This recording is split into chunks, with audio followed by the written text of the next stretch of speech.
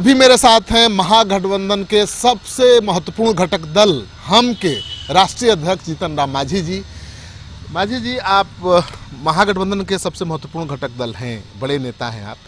जो बातें चल रही है कि अभी भी पेच फंसा हुआ है, मांझी जी नाराज हैं, ये क्या सच्चाई है? जो भी बातें होगी, कल है कांग्रेस के पार्लियामेंट्री बोर्ड की बैठक हुई सीईसी की, पीसी की। आज हमारी बैठक अभी आहूत है, वहाँ पर विचार विमर्श होगा। 3 बजे हम सारी बात बोल देंगे कि क्या क्या हो रहा है, क्या क्या होना है। और सम्मिलित रूप में कल है यानी 17 तारीख को सब एक लोग मिलेंगे एक जगह और उसके बाद प्रेस कॉन्फ्रेंस करके वो डिक्लेयर कर दिया जाएगा। ये बात ज़रूर है कि एनडीए के लोग फेज वाइज अपना पत्ता खोल रहे हैं, हम लोग भी फेजे वाइज पत्ता खोलेंगे। और जब उनका नाम आ जाता है तो नाम भी हम बता देंगे अपना। क्षेत्र की बात आती है तो क्षेत्र बताएंगे, माने वो आगे आगे हम पीछे पीछे, इस तर्ज पर हम लोग चल रहे हैं।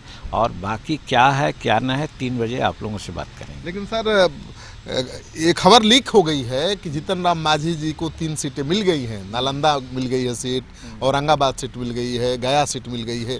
कितनी सच्चाई है? अब इसमें मेरे समझ से अभी कोई सच्चाई नहीं है।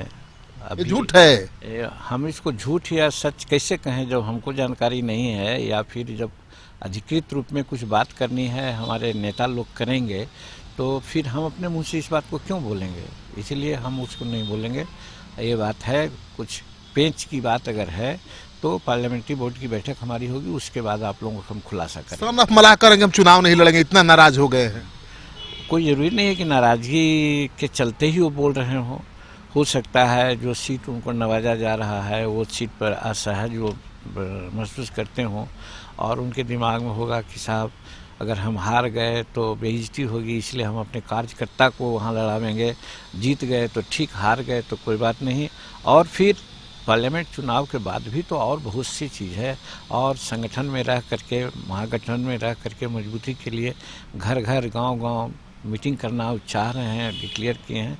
तो हम नहीं समझते हैं कि इसमें कहीं कोई नाराजगी की बात। जिस तरह से शर्त रख रहे हैं वो तो बड़ा खतरनाक है कि दरभंगा से कीर्ति झा आजाद को नहीं लड़ने देंगे, भले हम छोड़ देंगे लेकिन उनको नहीं लड़ने देंगे। वहाँ से अब्दुल बारी सिद्दीकी लड़े तभी बात बनेगी।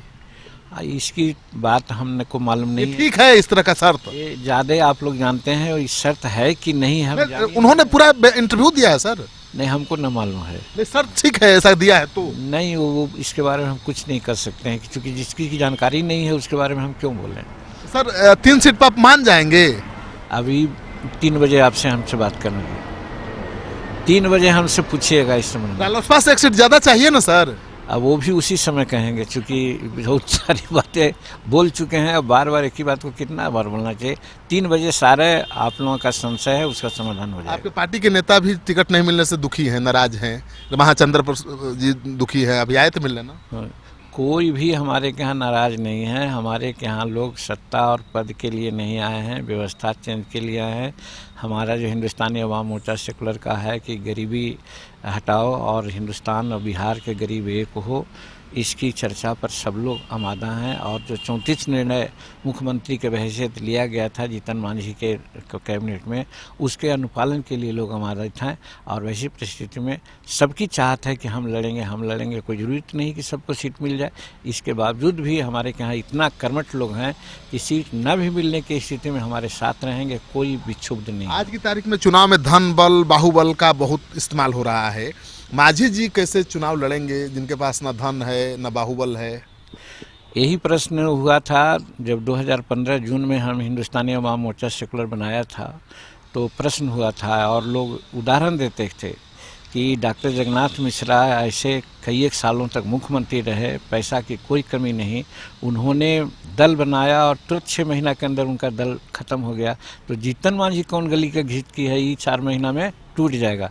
तो आज तो 4 बरस हो गया है और जो बड़ा बड़ा काम हम लोग, चाहे तालकटोरा स्टेडियम में की बात हो या गांधी मैदान की बात हो या हाल में गया की बात हो, वैसा हम लोग प्रदर्शन किया है जो शायद राष्ट्रीय पार्टी भी नहीं कर सकी है।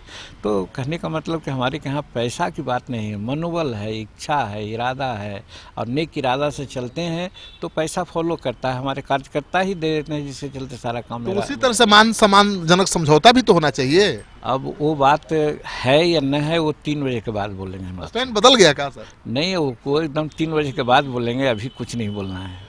तो आपने सुन लिया, जीतन राम मांझी बड़े ही बेबाक हैं और जो भी कुछ बात करते हैं वो अंदर से करते हैं, बाहर से कुछ और, अंदर से कुछ और, इस तरह का इनका रिकॉर्ड नहीं रहा है। तो जीतन राम मांझी संकेत दे रहे हैं कि भाई महागठबंधन में रार नहीं मचाएंगे, थोड़ी बहुत कम बेसी इधर उधर हो सकती है, लेकिन मान सम्मानजनक समझौता तो होना ही चाहिए। आज शाम तक अपना पता भी खोल देंगे।